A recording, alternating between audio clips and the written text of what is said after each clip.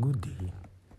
If you are having E48-32 on your Dstv decoder, the first thing you have to check is the weather condition. Now, anytime there is a bad weather condition, your decoder finds it difficult to pick signal from space. So multi-choice have two satellites in space, E36 and IS-20, that broadcast signal and sends it from space to Earth. Then your DSTV dish mounted outside picks this signal and sends it to your decoder. That's how you get pictures.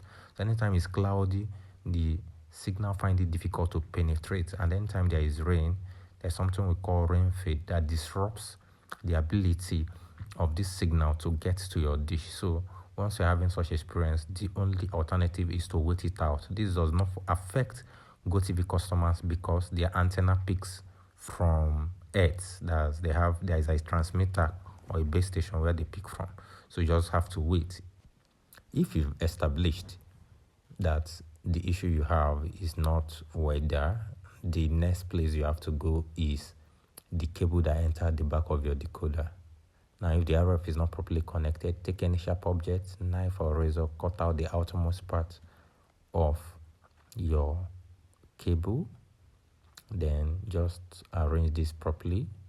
I would advise, if you don't have something like plier at home, what you have to do is to use your RF to measure before you start cutting. After you've cut out the outermost part and have arranged this properly, take it to a one end. Then just come up a little bit into that exposed cable.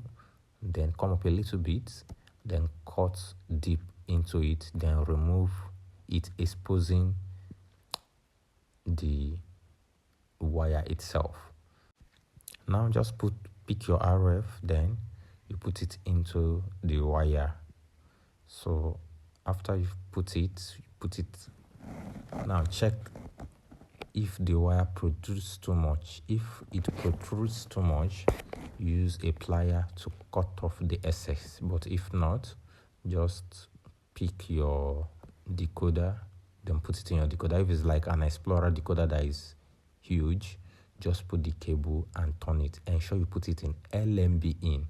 Some decoders have LMB in and RF out. And another issue for no signal is customers putting it in RF out. So put it in LMB in for small decoders like this. Rotate the decoder till it's properly tight into your decoder. Pick your remote, press help. You can see the help button. Press it once. Scroll down using the arrow key to information center. General information, I mean to say.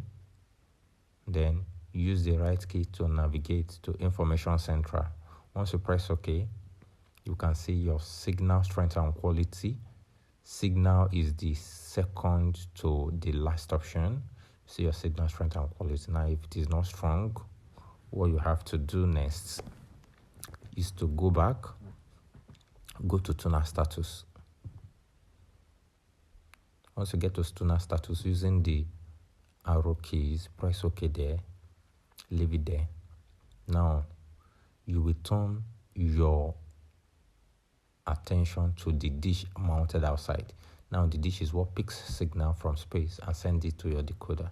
Now, for this next step, if your dish is not within reach, so where it's mounted, you need ladder, or you are not a guy, especially I know ladies watch my channel, I will advise you seek the services of an engineer if you don't do this.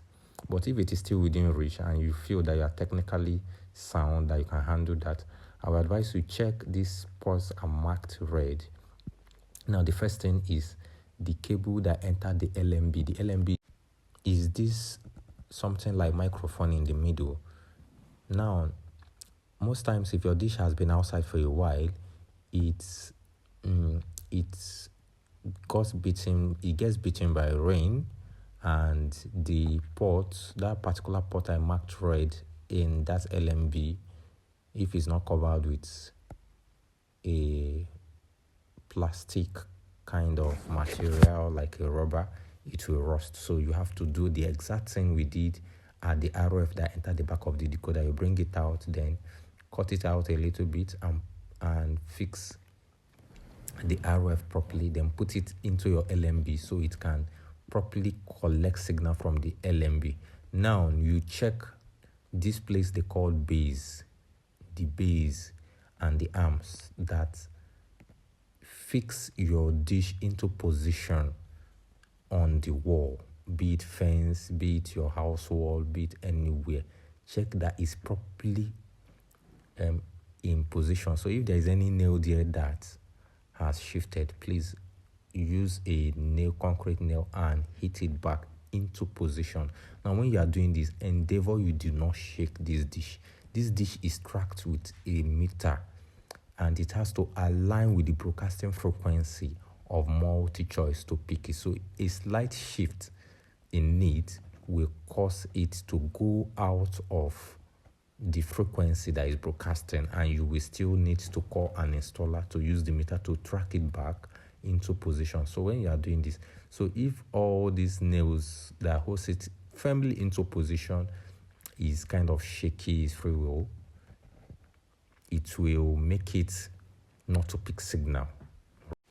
So check the cable that entered the LMB in, then check that the base and the side arms are properly fixed on the wall. Then after you do that, check again. Then if that do not fix the issue, the third and final step is to press help on your remote. Once you've pressed help on your remote, use the arrow key and navigate to settings. So here we want to actually change the settings back to the normal settings, because we don't know if someone has pressed a wrong thing.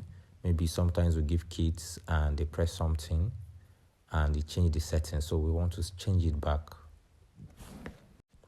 Once we've got to settings, we have to come down to satellite settings, then use the arrow key to go to home network. Once we've got into home network, press OK.